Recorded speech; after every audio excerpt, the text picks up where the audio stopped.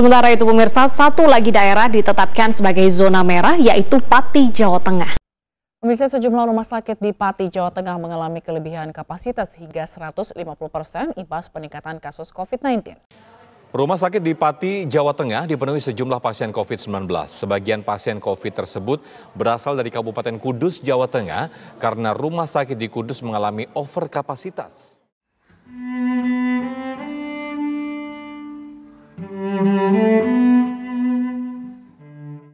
Pati yang awalnya zona orange tiba-tiba berubah jadi zona merah ya, dengan begitu cepatnya melonjaknya kasus COVID-19 di Pati.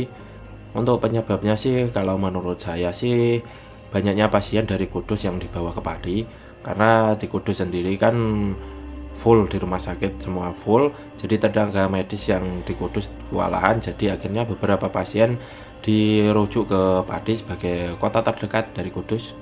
Kalau menurut teman saya yang kebetulan mengantar kakeknya berobat ke salah satu rumah sakit swasta di Pati ya, pada saat itu di KSA itu benar-benar penuh dengan pasien COVID dari Kudus. Ambulan belum pergi aja udah disusul ambulan lagi, dan banyak pasien yang dirawat sampai di ambulan juga banyak. Kalau dibilang meningkatnya kasus COVID ini karena banyaknya pemudik yang pulang ke Pati, saya pikir enggak juga ya. Karena kalau di sekitar saya khususnya, nggak tahu kalau di tempat lain, kalau di sekitar saya pemudik yang pulang di tahun ini itu lebih sedikit dibanding tahun kemarin. Itu kalau di tempat saya. Jadi kalau unsur pemudik saya pikir enggak. Cuma nggak tahu kalau di daerah-daerah lain, di desa-desa lain nggak tahu. Cuma kalau di desa saya lebih kurang sih untuk pemudik di tahun ini. Waktu COVID meledak di Pati sih lihat ambulan berseliweran setiap hari, dari entah itu pagi, siang, sore ataupun malam, itu sudah jadi tontonan yang biasa ya. Bukan cuma hanya ambulan, tapi juga sering juga papasan dengan mobilnya BPBD yang mengantar pasien COVID untuk dimakamkan secara prokes, itu juga sering lihat kemarin. Bahkan para relawan ada yang melakukan pemakaman sampai subuh ya. Kenapa saya bilang begitu? Karena tetangga saya kemarin positif COVID dan meninggal, kemudian dimakamkan secara prokes itu jam 3 subuh. Jam 3 subuh itu masih melakukan pemakaman. Sangat salut buat relawan-relawan yang rela sampai subuh ya, kerja sampai subuh. Dan suasana yang lebih horor lagi di Pati kemarin sih, seringkali terdengar siaran dari masjid. Semingguan ada, minggu-minggu kemarin sekali siaran itu bisa 2 sampai 5, itu hampir setiap hari itu pasti ada siaran orang meninggal. Itu sangat-sangat horor. Di dokter umum pun banyak pasien yang berobat sampai antri panjang ya. Itu saya sering lihat banyaknya pasien yang mau berobat ke dokter umum, kemudian antrinya sangat panjang. Bukan cuma satu dokter, tapi beberapa dokter, rata-rata pasiennya semua antri. Dan bahkan ada dokter yang menutup prakteknya karena terpapar COVID-19 ini. Entah kebetulan atau memang terpapar COVID ya. Cuma kemarin itu banyak orang yang sakit.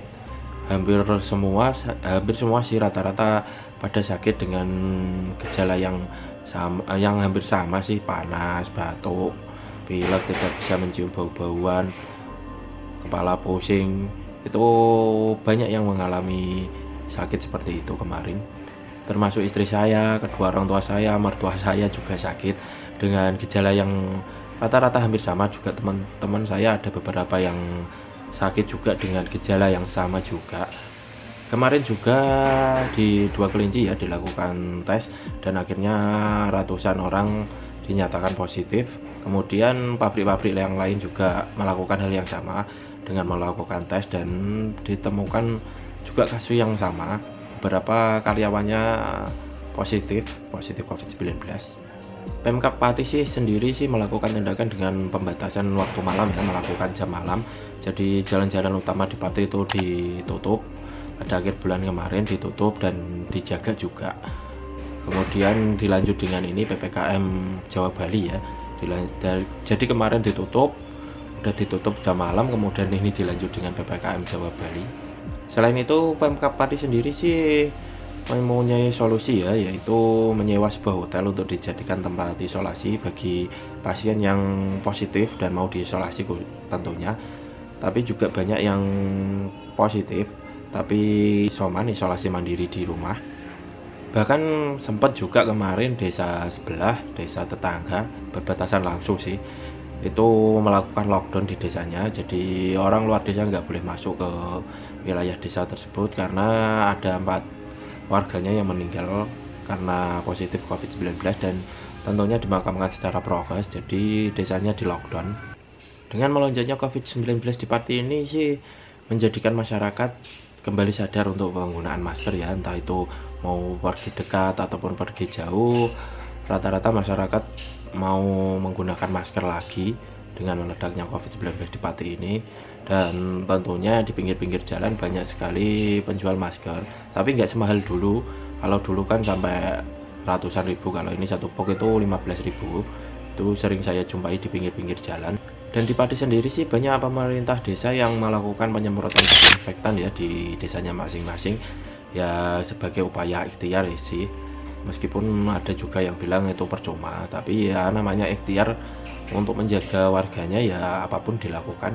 Kalau semua warga dites dan mau dites ya, mungkin angka positif COVID yang diinfokan bisa 2 kali atau 3 kali lebih, 3 kali lipat dari angka yang diinfokan.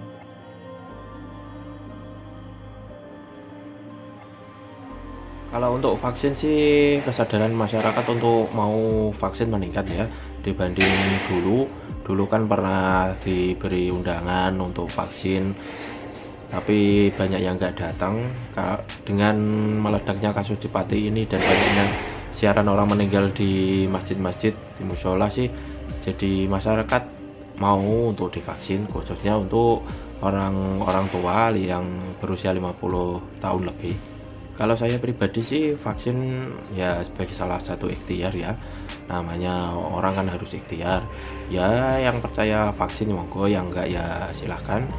Ya itulah sedikit cerita tentang meledaknya COVID-19 di Pati dan gimana keadaan sebenarnya di sini ya. Dari ambulan yang membawa pasien entah itu pagi, siang, atau sore, atau malam, itu sering sekali dijumpai. Tapi akhir-akhir ini alhamdulillah sudah agak menurun ya, nggak seperti kemarin. Kemudian banyak sekali siaran di masjid. Ya semoga aja kita diberikan perlindungan dari Tuhan Yang Maha Esa, dan semoga kita diberikan kelancaran rezeki dan juga kesehatan.